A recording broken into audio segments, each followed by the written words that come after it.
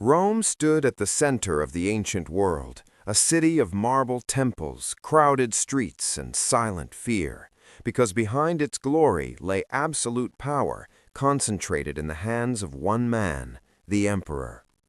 In October of 54 AD, that power suddenly changed hands when Emperor Claudius died, officially from natural causes, though rumors quickly spread through Rome suggesting poison, betrayal, and palace intrigue. History would never fully agree on how Claudius died, but everyone agreed on what followed. The Roman Empire now belonged to a teenager. His name was Nero Claudius Caesar Augustus Germanicus, and he was only 16 years old.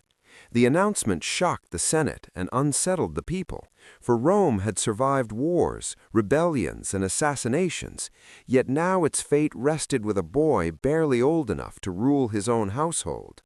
Many wondered who truly governed the empire, and the answer was quietly understood. Nero's ambitious mother, Agrippina the Younger, had carefully engineered his rise.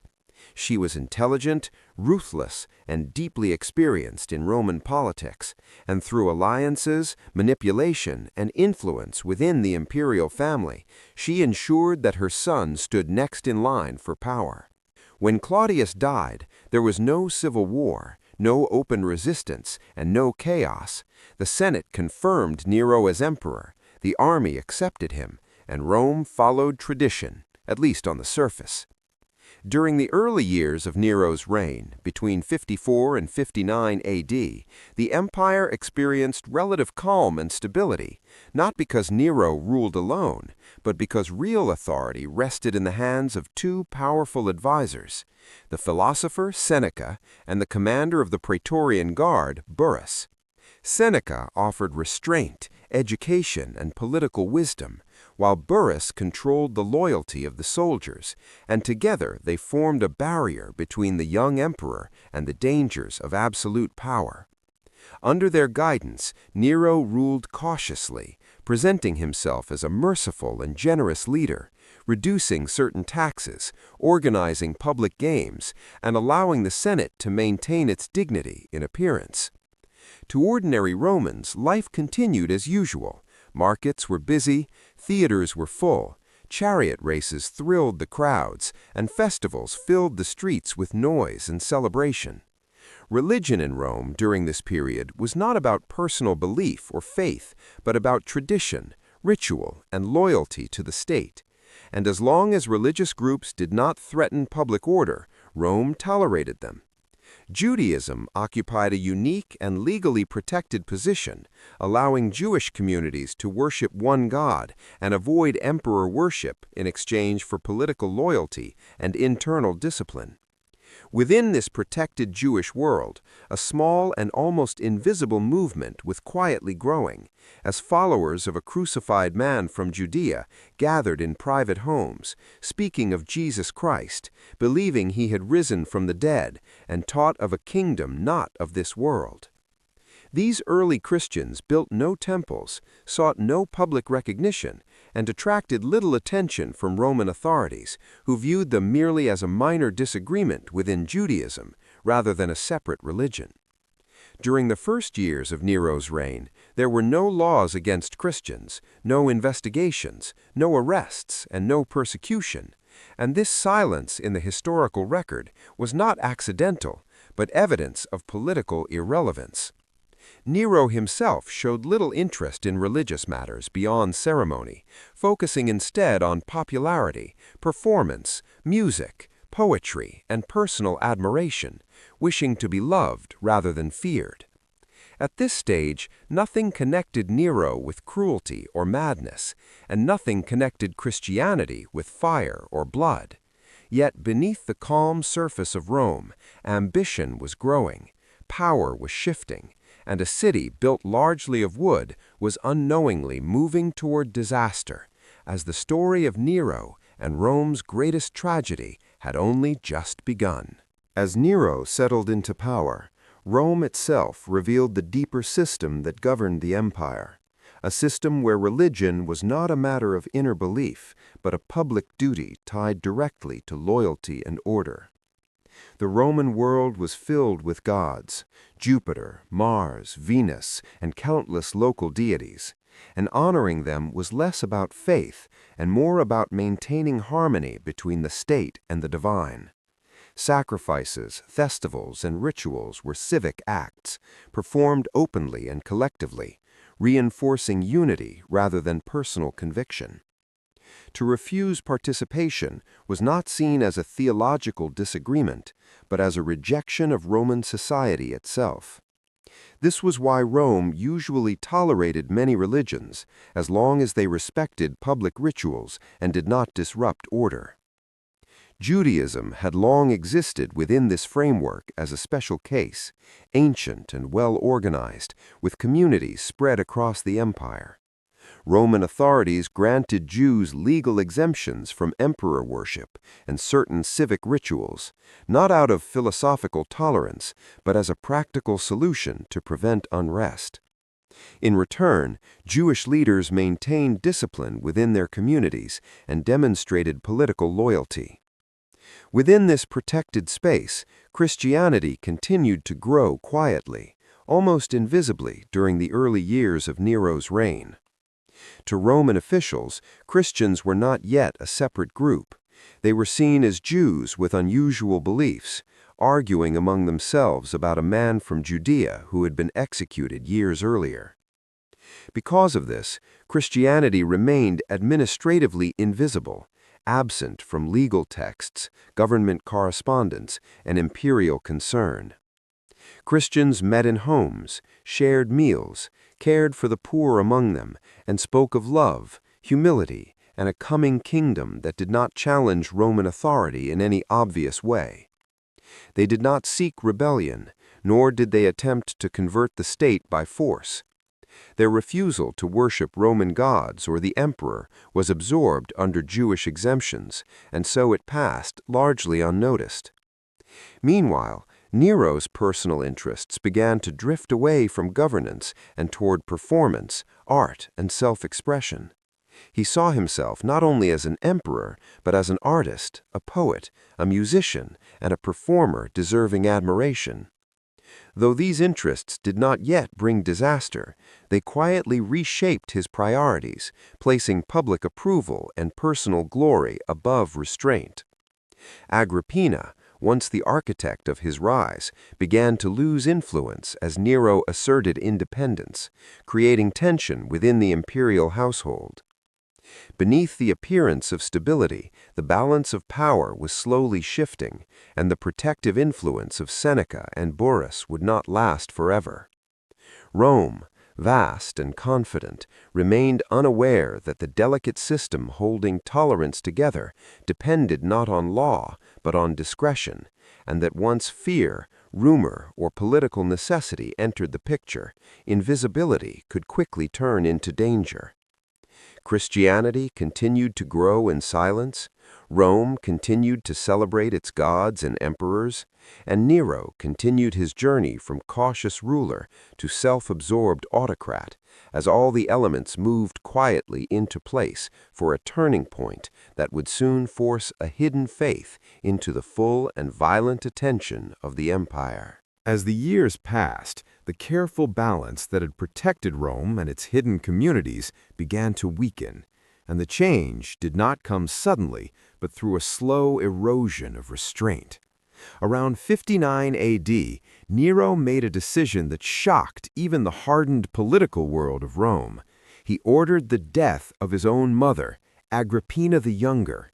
The woman who had engineered his rise, controlled his early reign, and ruled beside him from the shadows, was now seen as a threat to his independence and authority.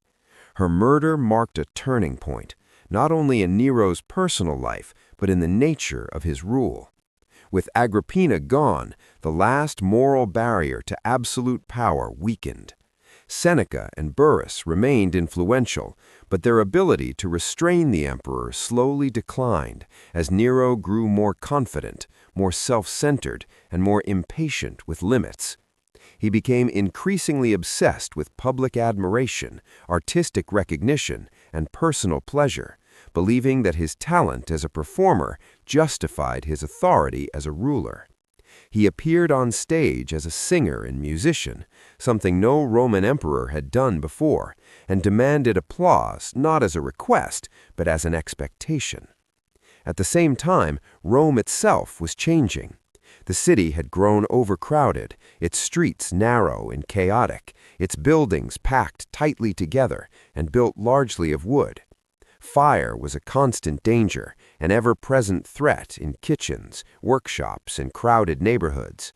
Small fires were common, and the city lived with them as an unavoidable part of daily life. Yet beneath this physical vulnerability lay a deeper political tension. Nero's spending increased, driven by grand projects, artistic ambitions, and the desire to reshape Rome according to his vision. Taxes rose, resentment grew, and whispers followed the emperor wherever he went. Loyalty began to fracture quietly, not through open rebellion, but through suspicion and fear. In this atmosphere, the Roman system revealed its true nature. Order was maintained not by clear laws, but by the emperor's discretion, and stability depended on public perception. Groups that remained invisible remained safe, while those that attracted attention became vulnerable. Christianity, still small but steadily growing, continued to exist on the margins, neither protected by law nor targeted by decree, its safety resting entirely on the fact that it did not yet matter. But as Nero's rule became more personal and less restrained, the margin for tolerance narrowed. The empire was slowly moving toward a moment when blame would be needed, when fear would demand a target, and when a hidden community would no longer be able to remain unseen, as Rome itself drifted closer to a catastrophe that would force every quiet belief into the harsh light of imperial survival. By the early 60s AD, Rome had become a city stretched to its limits, both physically and politically, and the tension that filled its streets was invisible but constant. Nero's authority was now personal and unquestioned, yet increasingly fragile, as his rule relied more on image and fear than on cooperation with the Senate. Seneca's influence was fading. Burrus would soon die, and the structures that had once restrained the young emperor were quietly collapsing. Nero's ambitions grew grander, and so did his spending, as he imagined a Rome transformed by spectacle, luxury, and monuments that would immortalize his name. This ambition placed enormous strain on the population, as taxes increased and the gap between the imperial court and ordinary citizens widened. At the same time, the city itself remained dangerously vulnerable, a dense maze of wooden apartment blocks, narrow alleys, and open workshops where fire was always close at hand. Night after night, small fires broke out and were extinguished, reminders of how easily disaster could strike. Rumors followed Nero relentlessly, accusing him of excess, cruelty, and indifference to suffering. And although many of these stories were exaggerated or false, they shaped public perception. In such a system, truth mattered less than belief, and belief could quickly turn into anger. Christianity, still growing quietly within Rome, remained socially isolated and misunderstood, its followers seen as secretive, strange, and unwilling to participate in public rituals. Though they were not yet openly targeted, suspicion surrounded them, fueled by rumors and fear of the unfamiliar. As Nero's popularity declined, the empire moved closer to a crisis that would demand explanation and blame. And in a city where disaster was always one spark away, both the emperor and a hidden community stood unknowingly on the edge of history's most infamous fire. In July of 64 AD, the disaster Rome had long feared finally arrived, not with warning, but in the dead of night, when most of the city was asleep and unprepared. a fire broke out in the area of the Circus Maximus, where wooden shops, storage rooms, and tightly packed buildings created perfect fuel for destruction. Strong winds carried the flames rapidly through narrow streets, turning small sparks into walls of fire that moved faster than people could escape. Panic spread instantly as families fled with whatever they could carry, while others became trapped in collapsing buildings or blocked alleyways. For 6 days and 7 nights, the fire raged almost uncontrollably, destroying vast sections of Rome and leaving thousands dead or homeless. Temples, homes, markets, and entire neighborhoods vanished in smoke and ash. And even when the flames finally subsided, they reignited, continuing the destruction. Nero was not in Rome when the fire began, but he returned quickly, organizing relief efforts, opening public buildings to refugees, and distributing food. Despite these actions, rumors exploded across the city, claiming that the emperor himself had ordered the fire so he could rebuild Rome according to his own vision. Some claimed he sang while the city burned. Others said his men prevented firefighting efforts. Whether true or not, suspicion took hold, and in Rome, suspicion was dangerous. The people demanded someone to blame, and Nero, whose popularity was already fragile, could not afford to be that target. In this moment of fear, anger, and devastation, attention turned toward a small and despised group already viewed with mistrust, the Christians.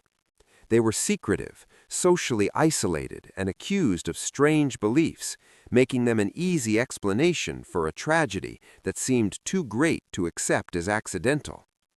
The fire did more than destroy buildings. It shattered Rome's sense of security, and in the ashes of the city, the conditions were set for the first violent collision between imperial power and a hidden faith.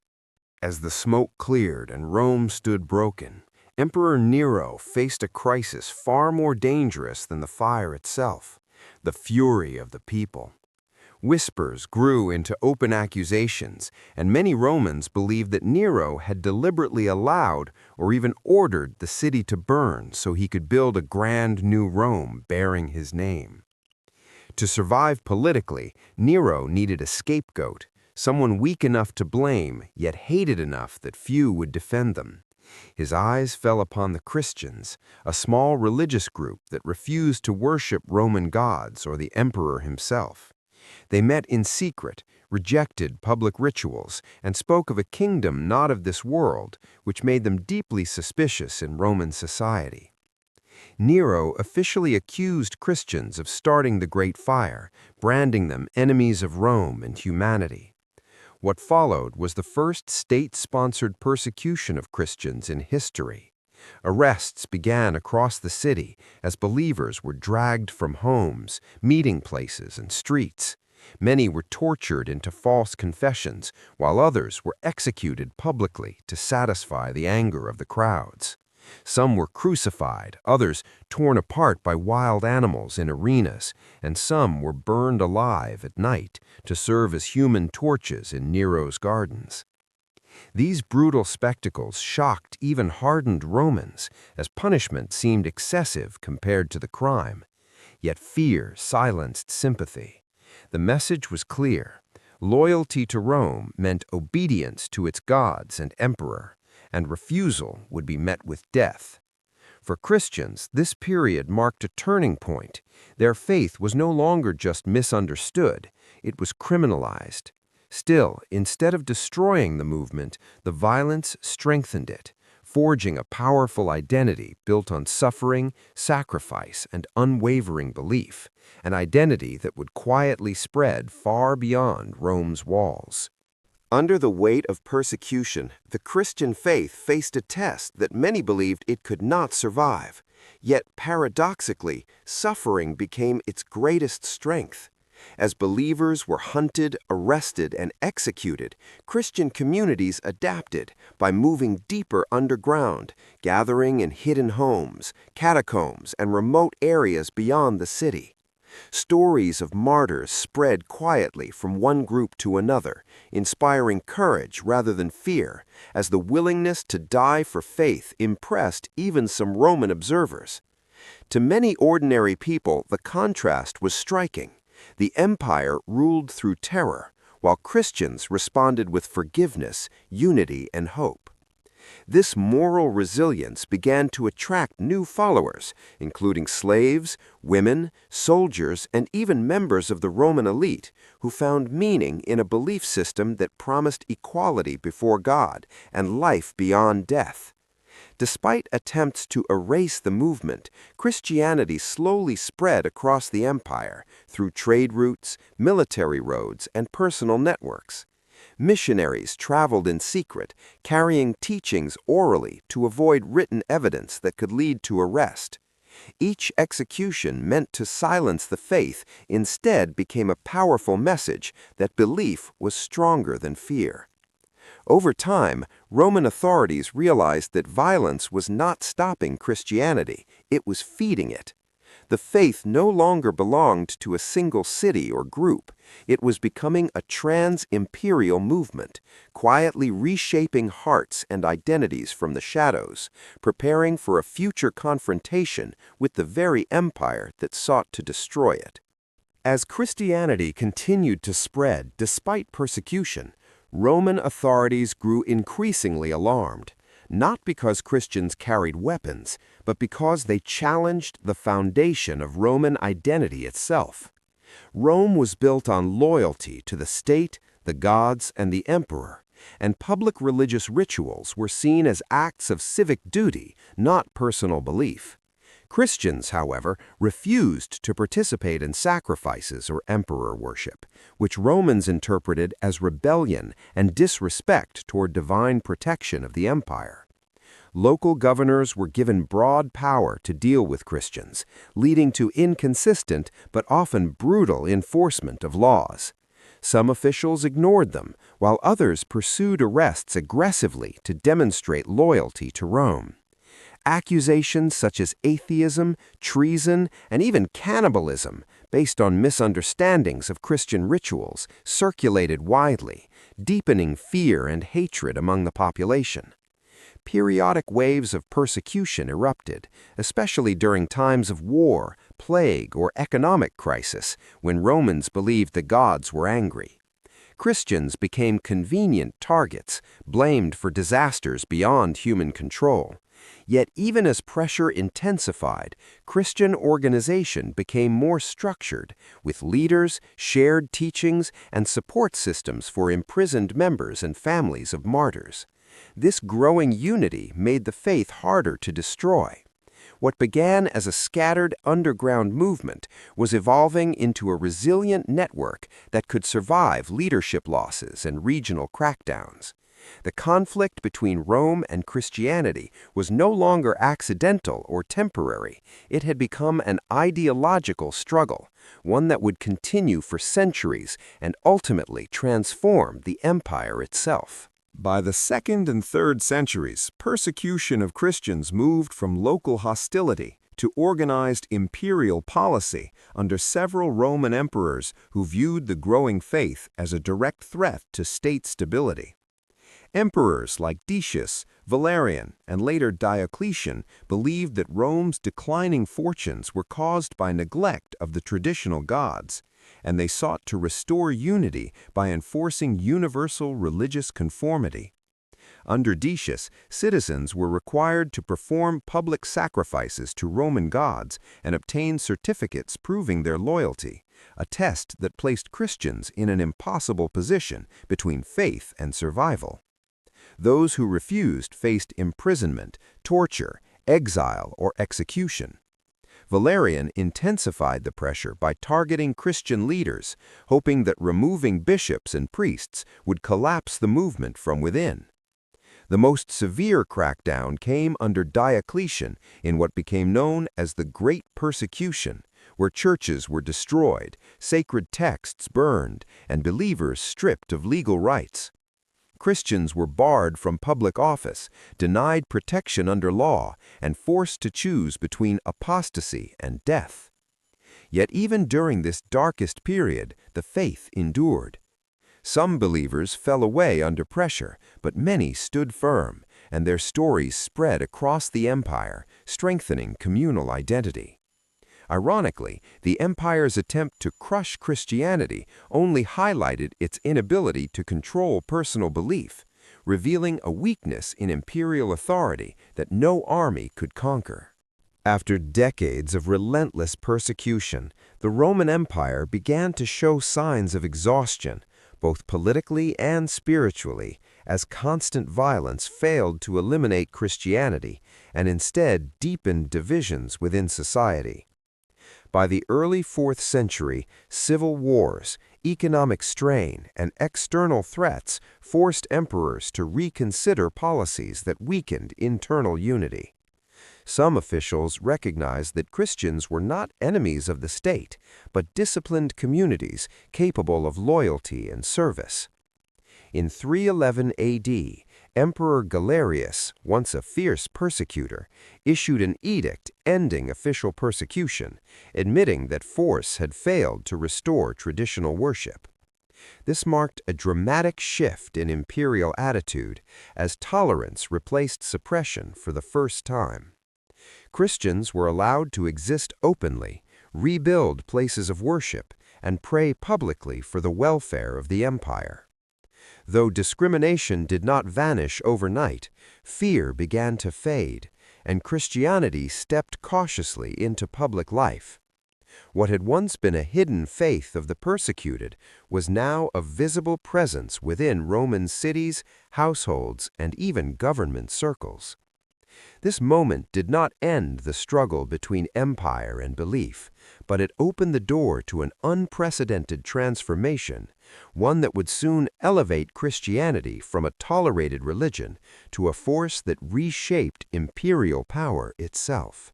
The true turning point in the relationship between Christianity and the Roman Empire arrived with the rise of Constantine the Great, a leader whose personal experience would alter the course of history.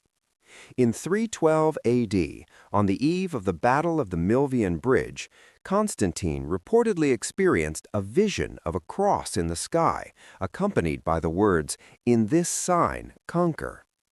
Believing the Christian God had granted him divine support, he ordered his soldiers to mark their shields with Christian symbols, and his victory cemented his belief that this faith held extraordinary power.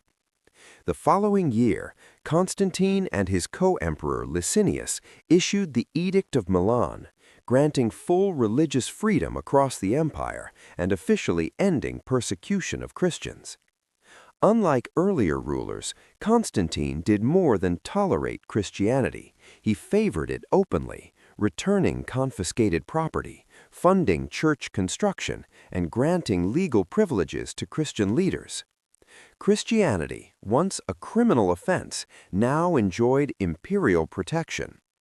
This dramatic reversal shocked both pagans and Christians alike, as the faith moved from the shadows of catacombs to the halls of power.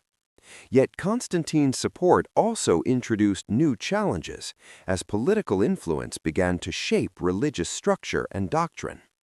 The alliance between throne and altar marked the beginning of a new era, one in which Christianity would no longer merely survive the empire, it would help govern it. With imperial support secured, Christianity underwent a transformation unlike anything it had experienced before, shifting rapidly from a persecuted minority faith into a central institution of Roman public life. Under Constantine and his successors, massive churches were built in major cities, replacing secret gatherings with grand public worship that reshaped urban landscapes. Christian bishops gained political influence, often acting as judges, advisors, and administrators, blurring the line between religious authority and state power. To unify belief across the empire, Constantine convened the Council of Nicaea in 325 AD, where church leaders debated doctrine and established foundational creeds, signaling the beginning of standardized Christian theology. While this brought unity, it also introduced internal conflict, as disagreements over belief were now matters of imperial concern. Pagan traditions, once dominant, began to lose official support, and although they were not immediately outlawed, state favor clearly shifted toward Christianity. For many believers, this new era was both a victory and a test, as wealth, status, and political influence threatened the simplicity of earlier faith. Christianity had survived persecution through humility and sacrifice. Now it faced the challenge of power. The faith that once defied empire from the margins was becoming inseparable from imperial identity, setting the stage for profound cultural and political change that would redefine both Rome and religion itself. As Christianity gained dominance within the Roman Empire, the ancient pagan world that had defined Rome for centuries began to fade, not in a single moment, but through a gradual and complex transition. Imperial laws increasingly favored Christian practices, while traditional pagan rituals lost state funding and political protection. Temples that once stood as symbols of Rome's divine order were abandoned, repurposed, or quietly closed, and public sacrifices to the old gods became rare. Emperors after Constantine, particularly Theodosius I, went further by officially endorsing Christianity as the state religion and restricting pagan worship, signaling the end of religious pluralism at the imperial level. For many Romans, this shift was unsettling, as ancestral traditions tied to identity, culture, and civic life were replaced by a faith that emphasized moral discipline and spiritual authority. Yet Christianity also absorbed elements of Roman culture, adopting administrative structures, legal language, and architectural styles that allowed it to function effectively as an imperial institution. This fusion helped stabilize the empire during a period of political decline, as the Church provided continuity when imperial authority weakened. The fall of pagan Rome did not mean the collapse of Roman civilization, rather it marked its transformation. Power no longer flowed solely from emperors and armies, but from bishops, doctrine, and belief, laying the foundations of a Christianized world that would shape Europe for centuries to come. As the Western Roman Empire moved toward decline, battered by internal corruption, economic instability, and relentless barbarian invasions, the Christian Church emerged as a powerful force of continuity and order. Imperial authority weakened as emperors came and went, unable to protect borders or maintain effective governance, especially in the western provinces. In this vacuum, bishops and church leaders stepped forward to provide leadership, mediating conflicts, organizing charity, and preserving education and law. Cities that once relied on Roman officials increasingly turned to the Church for stability and moral guidance. Monasteries became centers of learning, safeguarding classical texts and knowledge that might otherwise have been lost amid chaos. While the empire fractured politically, Christianity remained unified through shared doctrine, ritual, and hierarchy, allowing it to transcend regional divisions. Even invading groups, such as the Goths and Franks, gradually adopted Christianity, further extending the Church's influence beyond Roman borders. By the time the last Western Roman emperor was deposed in 476 AD, Roman political power had collapsed, but Roman Christian culture endured. The Church did not merely survive the fall of Rome, it inherited its legacy, transforming imperial authority into spiritual leadership, and ensuring that Rome's influence would continue, not through legions, but through faith. With the political structure of the Western Roman Empire gone, a new world slowly emerged from its ruins, shaped not by imperial decrees, but by Christian belief and institutions. The Church became the primary unifying force across Europe, connecting fragmented kingdoms through shared faith, language, and moral values. Christian leaders influenced laws, social norms, and concepts of justice, introducing ideas of charity, human dignity, and moral responsibility that reshaped societies once governed solely by power and conquest. Education remained largely in the hands of monasteries and cathedral schools, ensuring the transmission of knowledge across generations. Kings sought legitimacy through the church, while popes and bishops gained authority that rivaled and sometimes surpassed that of rulers. This alliance between faith and power defined the medieval world, creating both stability and tension. While conflicts and corruption would arise, Christianity provided a shared framework that allowed civilization to rebuild after Rome's collapse. What began as a persecuted sect in a vast empire had become the spiritual backbone of a continent. The legacy of Rome did not disappear, it was transformed, carried forward through Christian institutions that would influence culture, politics, and identity for more than 1,000 years. The legacy of Rome and Christianity did not end with the medieval period. It continued to shape the modern world in ways that often go unnoticed. Roman law, preserved and adapted by Christian scholars, became the foundation of many modern legal systems, influencing ideas of justice, rights, and governance.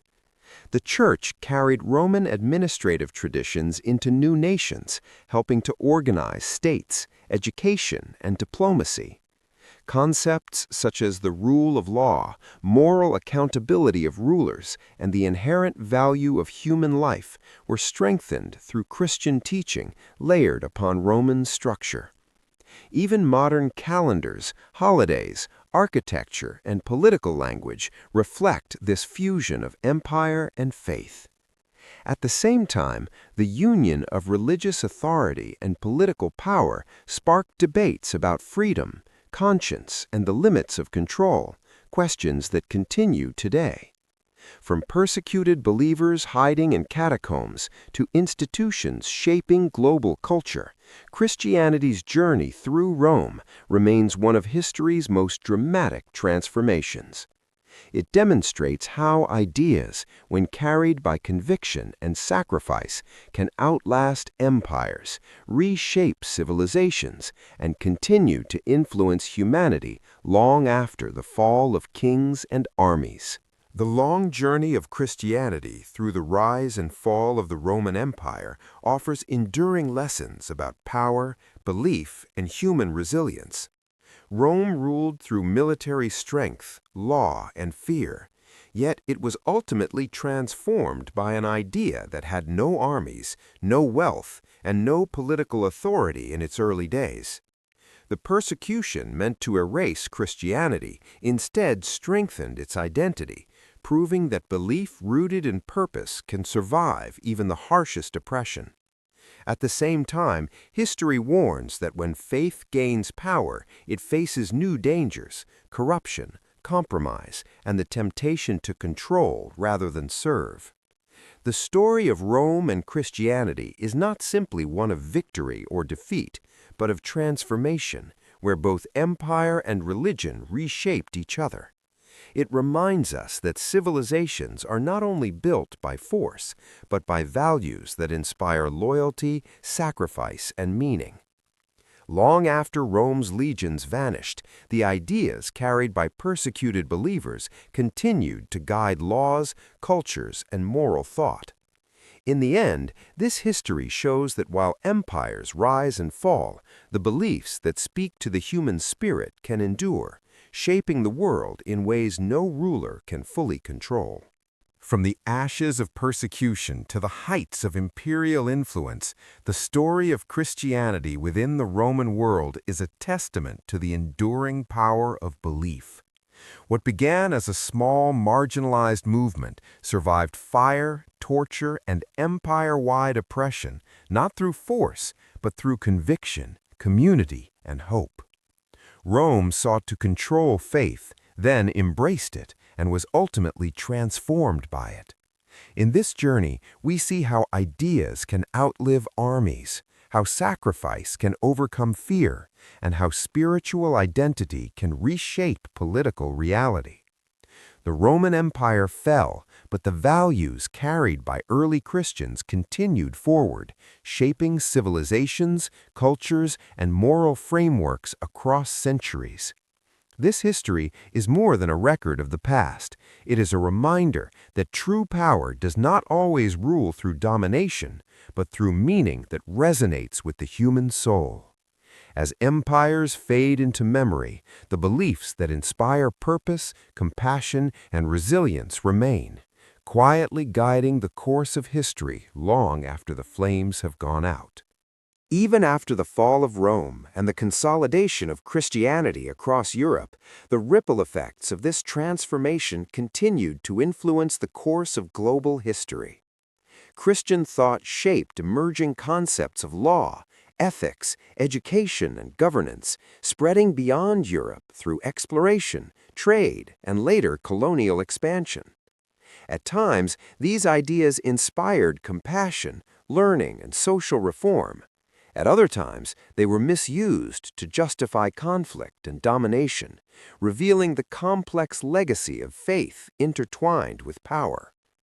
Yet at its core, the Christian message that once challenged Rome, of humility, service, and hope beyond worldly authority, remained a reference point against which societies judged themselves. The tension between spiritual ideals and political ambition never disappeared, but it fueled debates about justice, human rights, and freedom of conscience that still define the modern age. The story that began with a persecuted community in a vast empire ultimately became a global narrative, reminding humanity that belief can shape history not only through institutions, but through the choices of individuals. Rome's legacy lives on not just in ruins and laws, but in the ongoing struggle to align power with purpose, a struggle first ignited when faith met empire and changed the world forever. From a quiet movement born under imperial rule to a faith that reshaped the destiny of nations, the journey of Christianity through the Roman Empire stands as one of history's most profound transformations.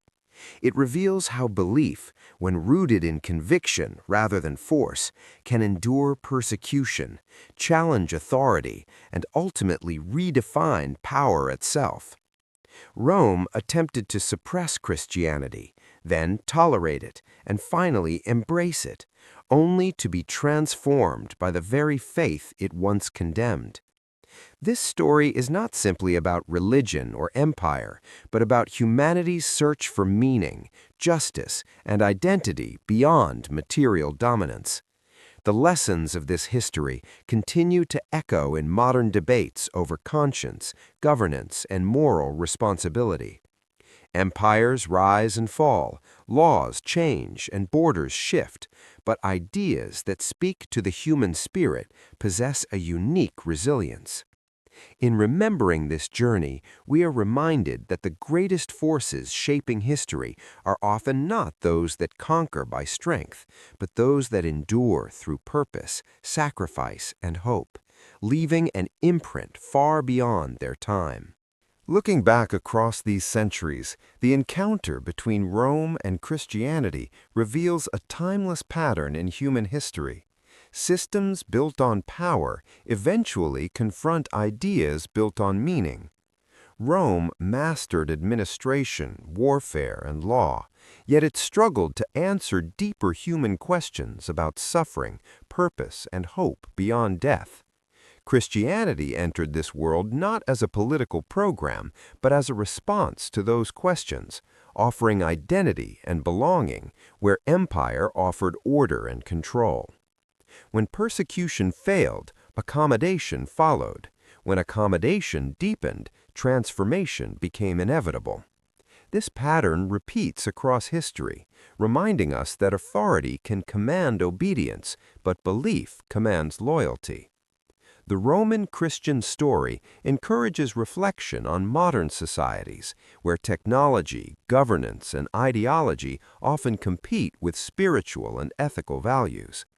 It challenges each generation to ask whether power serves humanity or humanity serves power. In this sense, the fall of Rome was not merely an ending, but a lesson, one that continues to shape how civilizations rise, adapt, and define what truly endures. The story of Rome and Christianity is not confined to ancient history. It continues to speak directly to the modern world. Today's societies, like Rome, are defined by vast systems of power, governments, technology, economies, and global influence, yet individuals still search for meaning, justice, and belonging beyond material success. The Roman Empire reminds us that even the most advanced structures can fracture if they lose moral direction, while the rise of Christianity shows how values rooted in compassion, responsibility, and purpose can reshape entire civilizations. This history invites viewers not simply to observe the past, but to reflect on their own role within the present, how beliefs influence choices, how power is used, and how societies are judged by the way they treat the vulnerable. Just as Rome was transformed by ideas it once dismissed, the future will be shaped by the values we choose to uphold today. In understanding this journey, we gain more than knowledge. We gain perspective on what it means to build a world that endures. Ultimately, the encounter between Rome and Christianity stands as a reminder that history is shaped not only by rulers and battles, but by the ideas people choose to live and die for. Rome believed its power was eternal, yet its monuments now stand silent, while the faith it once persecuted continues to influence billions of lives across the world. This contrast does not diminish Rome's greatness, but it reveals a deeper truth. Civilizations endure when they align strength with meaning. Christianity survived because it spoke to human dignity, suffering, and hope in a way that law and force alone could not. The legacy of this transformation challenges every age to consider what it values most: control or conscience, dominance or purpose. As this story comes to an end, it leaves behind a question rather than an answer, inviting each generation to reflect on what kind of legacy it will leave when power fades and only ideas remain. As the final echoes of Rome's story fade into history, what remains is not merely a tale of an empire's rise and fall, but a reflection on the forces that truly shape human civilization.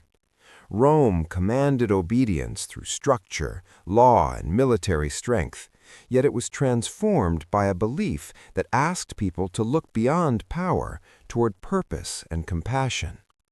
Christianity did not conquer Rome by the sword. It changed Rome by reshaping values, identity, and the meaning of authority itself.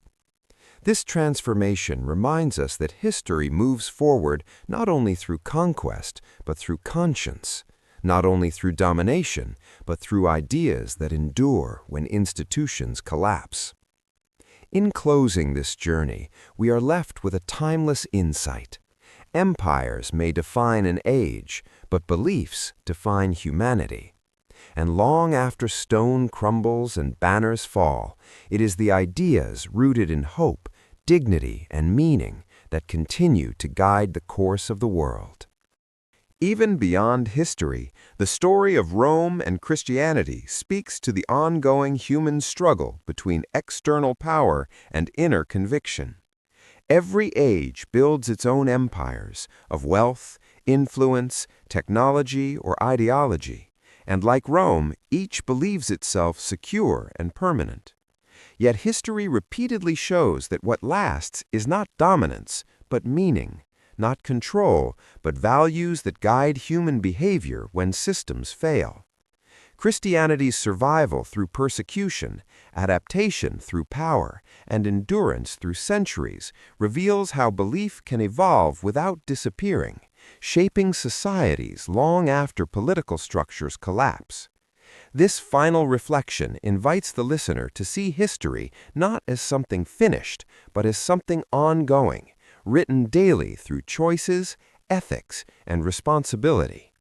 Rome's legacy endures in law and culture, but its greatest transformation came when power encountered purpose. As this journey ends, it leaves us with a quiet reminder. Civilizations are remembered not for how strongly they ruled, but for what they ultimately stood for when power faded and only ideas remained. When viewed as a whole, the journey from Roman dominance to Christian legacy reveals a deeper rhythm of history. Material power rises quickly, but moral influence moves slowly and lasts longer. Rome expanded through conquest and administration, creating order across vast territories, yet it struggled to address the inner lives of its people. Christianity filled that space, offering meaning during suffering and purpose beyond political success. Over time, the empire's structures collapsed under pressure, but the values that addressed human conscience continued to spread, adapt, and survive. This contrast highlights a recurring truth that societies remain stable not merely through strength, but through shared ethical foundations that inspire trust and responsibility. The Roman Christian transformation reminds us that progress is not only technological or political, but moral. As modern civilizations face uncertainty, this ancient story continues to whisper its lesson. Without values that honor dignity, compassion, and accountability, even the greatest systems eventually fracture, while ideas rooted in the human spirit endure. At its deepest level, the story of Rome and Christianity invites reflection on what truly defines success in human history. Rome achieved unparalleled scale, organization, and authority, yet its legacy alone could not answer the human need for hope, meaning, and moral direction.